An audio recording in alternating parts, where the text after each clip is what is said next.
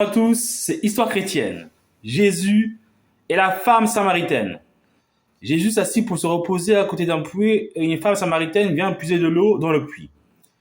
Jésus lui demande de lui donner de l'eau. La femme samaritaine lui fait la remarque que les Juifs ne parlent pas aux Samaritains. Jésus lui répond que si elle saurait l'importance que Jésus a, elle lui aurait proposé depuis longtemps de l'eau.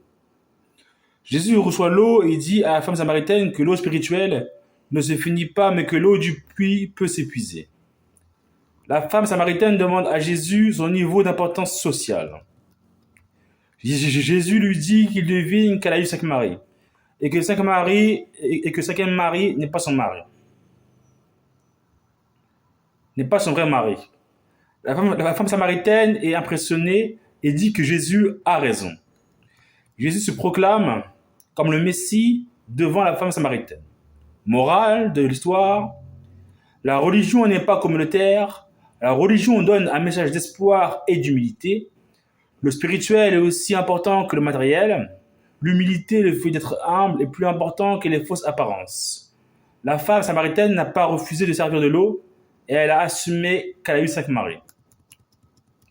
Le roi David et Bethsabée. Le roi David découvre une jolie femme qui se lave dans une rivière. Il apprend que c'est la femme d'un de ses soldats, mais elle est trop jolie. Le roi fait l'amour avec Madame Bethsabée et devient enceinte. Elle en informe David. David fait tuer le mari de Bethsabée en demandant à l'un de ses généraux de le placer dans un endroit dur à la guerre.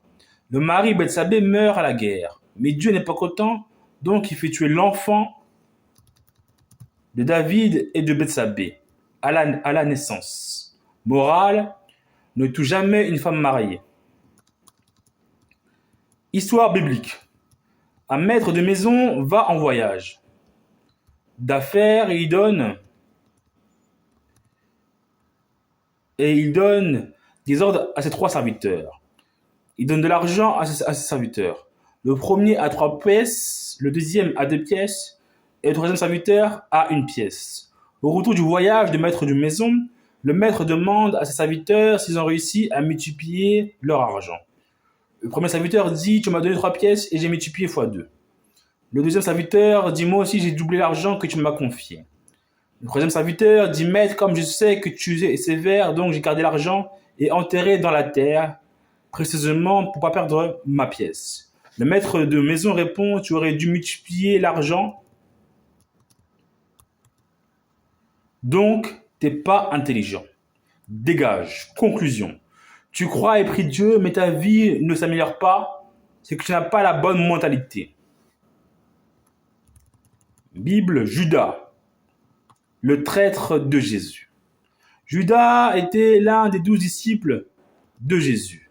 Un soir, Jésus mange avec ses disciples et dit « L'un de vous me trahira. » Les disciples se regardent et demandent à Jésus si c'est eux, chacun à son tour. Jésus dit à son disciple, va faire ce que tu sais faire. Jésus insinuait devant les disciples subtilement que Judas allait le trahir, mais ils n'ont pas compris. Les pharisiens extrémistes voulaient la mort de Jésus car il était trop populaire religieusement. Les pharisiens payent Judas pour trahir Jésus. Jésus est capturé par les Romains. Judas va se tuer de remords à cause de sa trahison envers Jésus. Morale, les traîtres sont toujours des gens proches. Jean-Baptiste et Jésus. La mère de Jean-Baptiste et de Jésus sont cousines. La mère de Jean-Baptiste devient enceinte et son père devient muet à l'annonce de la grossesse. Le pasteur dit que c'est un signe de Dieu comme quoi il sera prophète, un homme de Dieu. Le père de Jean-Baptiste va reparler à la naissance de Jean-Baptiste. Jean-Baptiste devient prophète en grandissant et baptise d'eau les gens dans la rivière. Les gens croient à son enseignement religieux, mais les gens lui demandent s'il est le Messie.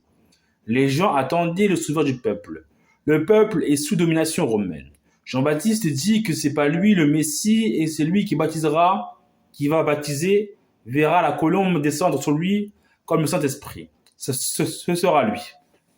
Un jour, durant que Jean-Baptiste baptise les nouveaux convertis, Jésus vient se faire baptiser aussi. À ce moment, Jean-Baptiste voit la colombe sous forme de Saint-Esprit sur Jésus.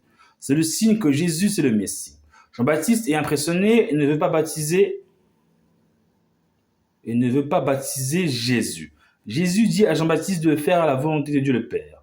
Jean-Baptiste accepte de baptiser Jésus. Jésus est baptisé d'eau et poursuit sa mission de parler de Dieu au peuple juif. Morale.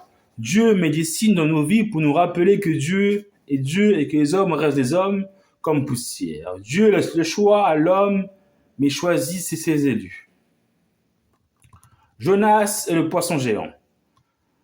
Dieu demande à Jonas, le prophète, de prêcher la bonne parole dans une ville. Jonas refuse et prend le bateau pour aller dans un autre endroit pour faire autre chose. Dieu s'énerve et fait tomber la tempête sur le bateau de Jonas, qui va dans le lieu opposé que Dieu avait demandé d'aller.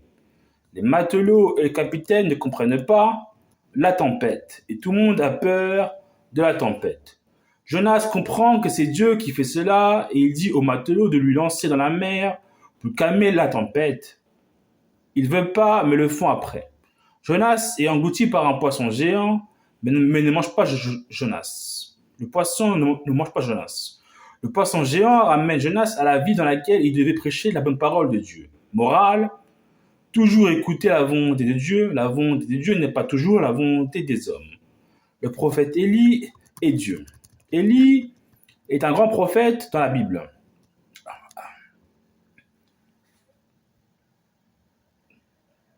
Un jour, le prophète Élie se retrouve confronté à un concours du Dieu le plus fort. Le peuple qui rencontre croit à un Dieu qui s'appelle Baal. Et le prophète Élie croit au Dieu du ciel. Les deux camps font un sacrifice d'animal sur lequel le vrai Dieu doit faire cuire les aliments. Le prophète Élie laisse commencer le camp du Dieu de Baal, qui font des prières, mais le Dieu n'a pas fait descendre le feu du ciel durant leurs prières. Quand c'est au tour du prophète Élie, Dieu fait descendre du feu sous sacrifice de nourriture d'Élie. Ensuite, un jour, le prophète Élie s'énerve et demande à Dieu de bloquer la pluie, et Dieu lui accorda durant 3 ans, et sur la terre, et il y eut une grande sécheresse, et le prophète Élie donne son pouvoir à son apprenti pasteur Élisée.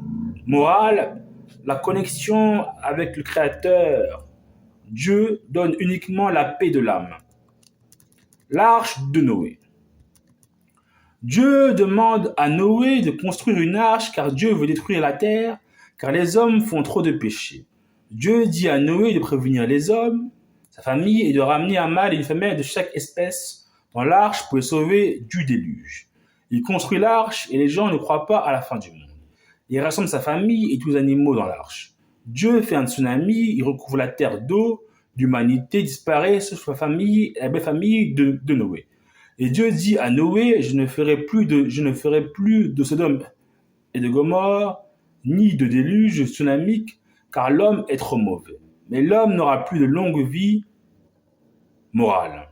Le but, c'est d'avoir le comportement le moins mauvais possible. Jalousie et méchanceté. Maintenant, c'est Adam et Ève. Adam et Ève travaillent dans le jardin d'Éden, mais Adam s'ennuie, donc Dieu crée Ève, la femme, à partir du corps d'Adam. Adam et Ève, ils s'aiment et ils sont très heureux. Dieu explique à Adam et Ève de manger tous les fruits des arbres sauf d'un arbre. Le serpent vient parler à Ève en lui disant que Dieu ne veut pas que vous mangiez de cet arbre, car vous serez comme Dieu en ayant la connaissance du bien et du mal. Ève donne la pomme à Adam de l'arbre défendu et ils se rendent compte qu'ils sont nus. Dieu vient les visiter et appelle Adam et Ève. Mais Adam et Ève se cachent et ils disent à Dieu qu'ils sont nus. Dieu leur dit, mais qui vous a dit que vous étiez nus? Ève explique à Dieu que le serpent lui a conseillé de manger de l'arbre défendu. Dieu punit Adam et Ève, morale. Adam et Ève sont des vierges de la connaissance. Une fois que tu as la connaissance, tu as le pouvoir de faire du bien ou du mal. une arme peut tuer comme sauver des vies. David et le fameux Goliath. David et Goliath. Les 12 tribus d'Israël et les Philistins se font la guerre, mais les Philistins dominent. Pour régler la guerre, ils font un duel 1 contre 1. Le roi Saul promet au vainqueur des tribus d'Israël le mariage à sa fille. Les Israéliens ont peur car Goliath, c'est un mini-géant du style 3 mètres de long. Le prêtre fait un rêve dans lequel il voit le sauveur des Israéliens. Il se rend dans une famille, il voit tous les fils, mais il dit que Dieu n'a pas choisi ces hommes. Et on lui ramène un autre fils, qui est un berger de moutons. Et le prêtre dit que c'est celui-là que Dieu a choisi. David, c'était pas le plus beau ni le plus fort, mais il avait l'expérience. Il va au combat avec assurance, et confiance en lui. Il prend un lance-pierre et tue Goliath, le géant. Morale, avoir confiance en Dieu et avoir de l'expérience. C'est Histoire chrétienne. Et bon dimanche dans l'amour de Dieu.